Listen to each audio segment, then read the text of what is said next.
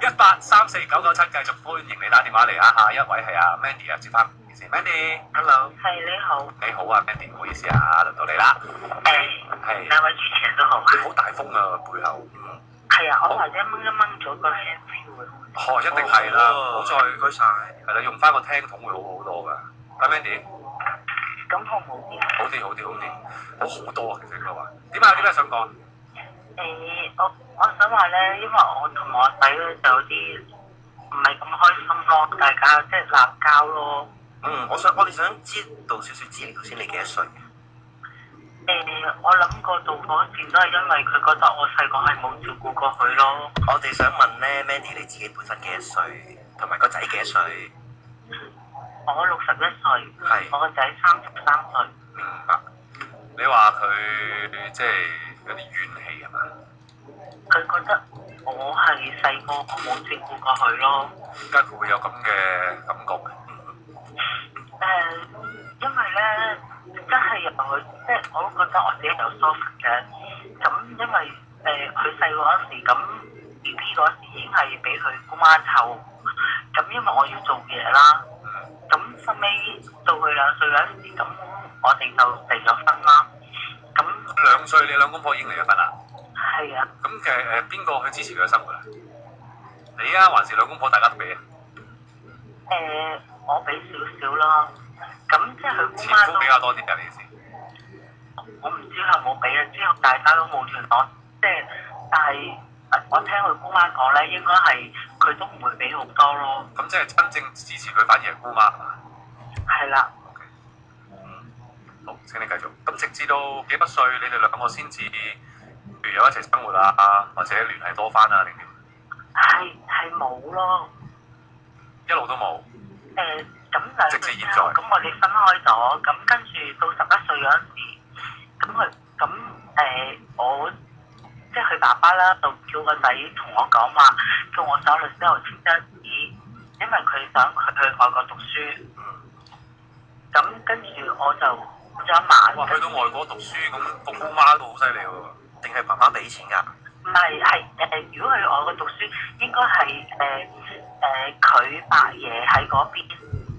咁咧就話，既然係咁，不如就叫拎過嚟啦，因為佢覺得咁話拎就拎㗎嘛，過到去都要俾錢㗎嘛，咁冇佢，除非佢係英國出世嘅啫。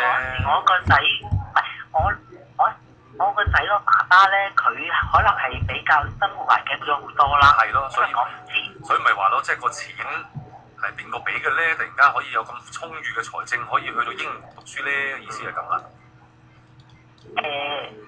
呢個問題我冇問啊。我就係知道佢就係同我講話，媽咪啊，你阿爸爸話叫你上去律師樓簽名，我同埋你一齊去聽日。咁你好唔好啊？咁樣。咁你就簽咗啦？咁我諗咗一晚，我就覺得即係反正真係咁，我覺得佢外國生活比較係好咯。因為唔好，佢即係真係太過唔好，佢可以翻轉頭噶嘛，係咪先？咁就話我真係照顧佢唔到。咁跟住呢件事咧，佢已經講過1次㗎啦。不過今次佢就發好大脾氣，即係講，因為而家結咗婚啦，生咗個女女就歲幾啦咁樣。咁佢就即係話你有冇細個？你有冇照顧過我啊？你有冇問過我想唔想去外國啊？我去到嗰邊，你知我要點樣生活啊？咁樣。我想問一個問題，點解短短會引發呢一個嘅對話嘅？點樣引發？就係因為佢唔會無端端打電話俾你話撳你門口叮當，跟住一開門就你有冇養過我？唔會噶嘛，好難知。係佢因為佢今次翻嚟咧，因為佢姑媽咧就唔係啊，係你兩個無端端點解會有呢一段嘅對話啊？係因為咧，我喺醫院咧就見到佢爸爸，咁跟住佢爸爸就行埋嚟問我，就即係話喂，你呢排生活點樣咁樣。咁佢就問我咁阿仔有冇去過加拿大啊？咁我就先同佢講，我都有嘅咁樣。咁即係我就同佢講話阿仔咧初一叫我過去咧就話因為而家間屋細遲啲咧佢換間大啲屋咧，佢就俾個 basement 我住咁講。咁我就同我仔講話是但啦，咁樣你咪，反正我都咁耐都冇去過啦，係咪先？咁跟住佢今次翻嚟就同我講，佢話媽咪啊，我諗過啦，不如你係想咧，你不如早啲過嚟啦。你就我哋就未搬屋，我就俾個 apartment 你住。因為我就跟婆媳大家都鬧交，咁我就俾個 base 我就租個 apartment 就近咗我公司附近，咁我咪可以就嚟探你咯咁講。咁佢爸爸就問我呢樣嘢，咁我咪照直講咯，係咪先？咁跟住你照直講乜嘢嘢啊？嚇？你照直講啲咩嘢咧？咁我咪照直係講呢樣嘢咯。唔明啊，冇人明啊！你直講邊樣嘢啊？即係講去加拿大嗰啲啊，咁跟住佢老豆咧就我哋三個坐，即係叫咗佢出嚟，咁我哋三個喺度，佢老豆就鬧佢，話佢好我叫你照顧媽咪，你點解會叫佢住 apartment？ 如果你叫做 apartment， 你叫佢過去做乜？咁講。好啦，去到呢一度真係要停你一停啦，唔好意思啊，停你一停先。首先你話你喺醫院啊，你有咩身體問題啊？咩話？首先你話喺醫院啦，你有啲咩身體問題啊？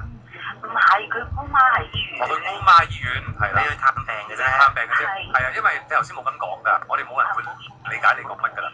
第二，我想問嗱，你由2歲離婚，跟住個仔跟住個姑媽，到個仔大啲，佢就去咗外國讀書，而家30幾歲。其實喺呢段期間，你同佢有冇話即係有冇照顧過佢嘅咧？講真，其實你一句答到㗎啦，冇嘢啦。我都覺得係疏忽咯。有冇照顧過佢？你講係唔好避嫌啲事咯，冇照顧過佢啫。即係有冇湊佢翻嚟，起碼2-3個月煮飯俾佢食，同佢傾偈？冇啊嘛，係咪？係。咁你個仔佢點解會想接你過加拿大咧？我唔知係咪因為佢爹哋叫，即係我仔根本上佢對我係平時係冇嘢嘅 ，OK 嘅。唔係，我唔係問你呢個問題。嚇！個仔接你過加拿大，唔會係突然間又係撳鐘叮當之後，喂，過加拿大啦，媽咪，唔會噶嘛。中間一定會有啲事，有啲對話噶嘛。即係你需要明白，唔好意思嚇，阿 Mandy，我哋冇一個人係喺你身邊睇住你成長，跟住知道晒發生咩事。3言兩語你真係唔明，所以我先問得咁仔細。我都唔算仔細㗎咯，我只係想明白多啲中間嗰個邏輯性。點解你個仔會叫你過加拿大咧？中間係咪有啲咩發生過咧？冇，因為我自己一個人喺一個人住。呢個已經係一個好好嘅答案啦。OK，因為你自己一個人喺香港，咁即係換句説話講，我哋推斷個仔可能覺得你自己一個人喺香港可能會悶啊，冇人照顧啊，都想睇下可唔可以照顧到你，所以叫你過加拿大住，係咪？係啦嘛。係。OK，咁其實如果你打電話嚟係你唔知點解個仔會咁同你講呢啲説話，我估一定中間發生過任何事。第二，其實你個仔幾好。如果你喺2歲之後已經冇正式點樣照顧過佢，而佢喺大個咗自己有能力嘅時候，佢都仲去照你，有冇諗過？但係因為佢咁樣講，咁佢老豆就鬧咗佢3日。咁而再衰啲講，你個前夫似乎都 OK。你個前夫叫佢去照顧你喎。我諗係啦，因為我唔知大家佢哋講乜，我唔清楚㗎咁嘛。但係而家個情形係你幾生收到㗎咯噃，應該。但係為咗呢件事，佢就話我咁樣好似學是非俾佢老豆，咁佢老豆就鬧佢，跟住佢就話你實在根本就會照顧過我知道你係我媽，咁你就係生我個阿媽，就係咁多咯。而你覺得好傷心係咪？咁當然啦。我諗會嘅，正常人都會傷心。我明白。係啦，咁諗翻轉頭，又真係佢一個人由2歲開始到而家計就30至到31年，呢31年嘅積埋嘅氣，如果只不過係鬧咗呢一次嘅話，我覺得都好少事。係條火線嚟嘅，喺佢心入面都係好耐嘅。一定啦，唔係頭先我聽到唔舒服嘅咧，就係你可以冇經濟能力去照顧個仔，但係連關心個仔喺邊度揾錢，去嗰度點樣讀書、點樣生活，你都冇過問過。而我哋問你佢用咩錢？我會打電話過去。唔係佢用邊度錢讀書，你都話唔知喎。唔係初初又唔知，咁佢收尾梗係佢老豆幫佢交學費啦。頭先你講唔知啊嘛，好恐怖㗎！個仔用邊個嘅錢讀書你都唔知喎。係啦，即係阿群都啱嘅就係、譬如如果我將心比己，我有個仔，我照顧唔到佢，跟住之後佢突然間若干年之後話要過第二度讀書，要我上去簽個字，我一定會問：咦，喺邊度嚟嘅錢啊？係啊，係邊個俾㗎？唔係佢因為嗰個係自己仔啊嘛，應該俾嘅錢自己俾㗎嘛，我一定會問得好清楚咯。我知我仔同我講咧就話，但係你頭先我哋問你，你冇答到啊嘛，你答唔到啊嘛，Mandy，你明唔明白？係，即係第一個反應大家都知，已經係最老實㗎啦。嗯。係咪？即係我哋唔需要去，你都要先明白，我哋唔係要你去美化自己，冇需要㗎啦。去到呢一刻係咪？大家知道咩事，即係你自己知咩事啦，起碼。最緊要嘅係你打得上嚟，我哋希望你釋懷啲之餘，你都理解一下成件事。大家都一定有大家嘅苦處，肯定㗎啦。而如果要比較起上嚟，我相信你個仔嘅苦處比你更多。啱唔啱，Mandy？但係我覺得。雖然我係唔啱，我即係我有啲係疏忽，唔係有啲啊，唔好再美言啦，你好疏忽啊！如果係咁計嘅話，但我覺得佢唔應該係當做場面係咁拍台咁鬧我咯。我就當佢唔應該啦。但係如果31年嘅怨氣換嚟，只不過當眾拍台鬧，我覺得已經好少少。你揀啦，你揀當眾拍台鬧你，但係依然care 你。Mandy 聽人講，係你揀當眾拍台鬧你，依然 care 你。定係直情當你陌生人一樣，佢絕對有權啊！佢絕對有權當冇咗你呢個阿媽都得，行嚟4聲Hi媽咪你好嘛？冇乜嘢啊嘛？咁好咯，身體健康 OK 啦，拜拜。佢仲要唔係香港生活，佢理都唔理你都仲得，而冇人會怪佢吧？你揀啦，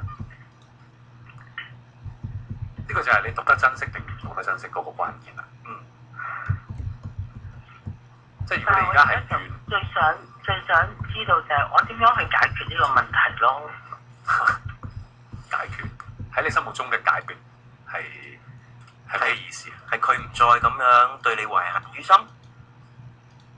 你想係一個咩結局？我想佢係聽我講，佢明白我點解要送去外國，同埋唔係你送佢去外國。俾佢去外國，即係問我到唔到你唔俾咧？你有冇問過我嘅意願？咁講嚇，你有意願嘅咩嗰陣時？你都冇能力照顧佢。問啦，我仔即係而家怨我就係話，你有冇當時你冇問過我想唔想？其實你就簽咗紙。其實佢都唔係同你生活咯。咁對唔住啊 Mandy，可能我哋了解得唔夠清楚細節。亦不能夠有呢個能力，因為唔可以同你每一個問題問得你好深，你交代得唔夠多啦。但係你呢句説話實在太過奸人賴口啦，太過奸人賴口啦。當嗰個係自己仔，你冇能力照顧，即係其實我幾唔相信喺香港會有人完全冇能力照顧一個小朋友㗎。佢30幾歲嘅啫嘛，即係同我仲細過我少少，社會機制、社會個即係嗰個架構好健全㗎啦，嗰陣時已經。冇人會餓死，要照顧個小朋友亦都唔係真係難到呢個地步，但係你都依然係抌咗俾佢姑媽去照顧 ，OK？ 而你嘅嗰陣，而家居然問翻轉頭嗰陣時，你有冇問過我意願俾唔俾佢外國啊？我問翻你，你有乜嘢權唔俾佢去外國啊？佢姑媽可能就有，所以你嗰句説話太過無底啊！翻轉頭係我個仔問我有冇問過佢想唔想去外國？即係個仔問翻阿 Mandy。你有冇問過我想唔想去外國讀書㗎？咁啊，係咪咁嘅意思啊 Mandy？咁你係咪真係冇問過佢咧？頭先就係講個關心，你冇可能俾唔到佢㗎嘛。能力上、經濟上，我哋唔理解，我哋唔清楚，當你係冇能力照顧佢。但係作為一個媽媽嘅關心，你係咪都好似缺乏咗啲咧？我知我都係缺乏咗，已經好好聽㗎啦，缺乏咗阿群真係留你一手啊！我心裏邊有道火嘅，對唔住，雖然我同你一啲血緣關係都冇，係，但係即係聽落咧，大家好感覺到要爭你個仔多過爭你嘅。講真，即係如果要直接啲咁話俾你聽，所以唔係爭邊個問題。我知啊，亦都唔係啊，係啊，而家如果發展到咁樣，而你個問題係點樣解決啊？你個問題覺得點解佢會喺公眾場所拍台講呢啲嘢啊？咁就變咗係要爭㗎啦，因為坦白講計你要受喎，好對唔住，你要受。昨日嘅因，咪今日嘅果。係，我覺得唔應該喺公眾場所拍台鬧，應該亦都唔應該鬧阿媽，即係唔應該。嗰個始終係自己生出嚟嘅小朋友，嗰個始終係生你出嚟㗎嘛，係唔應該。但係如果照計翻整個嘅過程，佢自己所遭受過嘅嘢，或者你自己你都有遭受過嘅嘢，我又覺得無可厚非。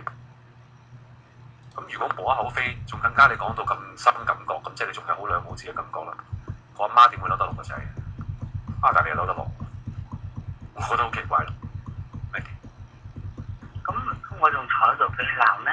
如果我再繼續喺度大庭廣眾咁，我有火爆，咁就大家。你當然可以唔好坐喺度俾佢鬧，但係你翻到屋企冷靜落嚟，有冇諗翻轉頭？算啦，我真係嫌咗個仔，冇嬲，冇多事，算啦。我有諗翻轉頭，當咁咪係咯，咁點會打電話上嚟講呢一番説話咧？如果覺得應該算數，但係而家。究竟係應該要點咧？佢又翻返而家就變咗，覺得應該。佢又走咗啦。咁你既然你都話你識打電話俾佢講，大家傾下偈咯。即係我係當冇事咁再打翻俾佢。你想高姿態好似太后老佛爺嗰啲咁？聽唔到。你想好高姿態好似老佛爺嗰啲咁？有個小鬼子扶住你嘅手行入嚟嗰啲？我哋覺得易難下嘅，覺得道理喺你嗰邊，你咪唔好打咯 ，Mandy。但係我又掛住佢啊。即係佢，你嘅潛台詞係啊，其實我條氣係落唔到㗎啦，不過我掛住佢㗎嘛。你仲有任何氣係落唔到啊 ，Mandy？ 冇嘢啊嘛。係啊。係啊，哇！係咁，你唔好打呢個電話咯。你不如當冇生過個仔咯。你等佢打嚟咯。如果佢有一日會嘅話，係咯。咪等佢淡忘你呢個阿媽。同埋你諗清楚係咪過去同佢哋生活咯。好啊，真係唔好啊！俾你唔係時候。咪佢就做足㗎啦，仔嘅本分，我都覺得係。但你作為一個媽媽，今時今日你點樣去對待呢段母子關係咧？我覺得你要重新審視下。我知道過咗你哋嘅係冇。我而家冇同你講過去啊，我而家同你講緊現在啊，重新審視下你同佢嘅關係。阿群叫你講嘅咧，阿群我想話俾你聽，你講得好清楚㗎。審視下個關係嘅意思係，你話你氣難下，咁你有冇諗清楚點解你會氣難下？如果你要我再直接講，咁即係你個人小家小氣同埋自私自利咯。我好直接㗎啦，而家 OK。頭先我已經即係我已經 nice 夠啦，我覺得我 nice 完啦。即係喂，你生咗個仔出嚟2歲之後冇理佢，我幾覺得係未完全盡力㗎。如果盡力嘅話，你係理到佢嘅。跟住你而家調翻轉，因為佢受咗呢30幾年，佢翻嚟咁樣爆咗你一輪，你嬲，你居然話氣難下，咁喂，咁佢太唔公平啦！又得意喎，佢一路識得講翻我知我過嘅又唔啱，咁係咯，咁即係點咧？你又要錯，你又唔俾得人鬧，真係令人懵㗎噃！你幻想下，你2歲部人劈咗一個唔係媽咪唔係爹哋嘅屋企。跟住你幻想下無端跑咗去第二個國家，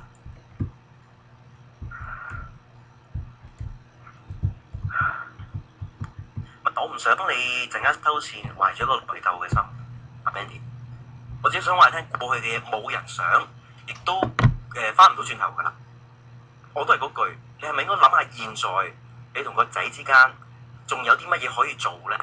你仲有啲咩可以做？我就想知道呢樣咯。你係咪可以唔嬲咧？你係咪可以大方啲咧？你係咪可以俾多啲關心佢咧？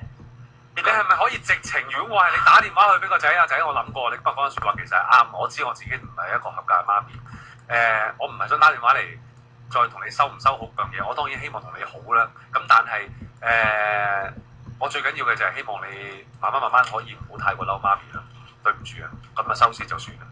我因為睇個仔自己想點做。都啱。OK，呢個係一個好辦法。你淨係想人哋俾個辦法，你不如自己去諗下你自己先啦，唔係就咁俾條路你點行下路，左腳先右腳先啊！你諗下成件事啦，個仔好 hurt 㗎，好震啊個身，停咧，激動，即係你諗下成件事，即係太過分啦，明？佢哋好陰功嘅小朋友好。我明白啦，唔好阻住下一位啦。拜拜。好，轉頭翻嚟我哋再聽電話，1834997，有心事有感情。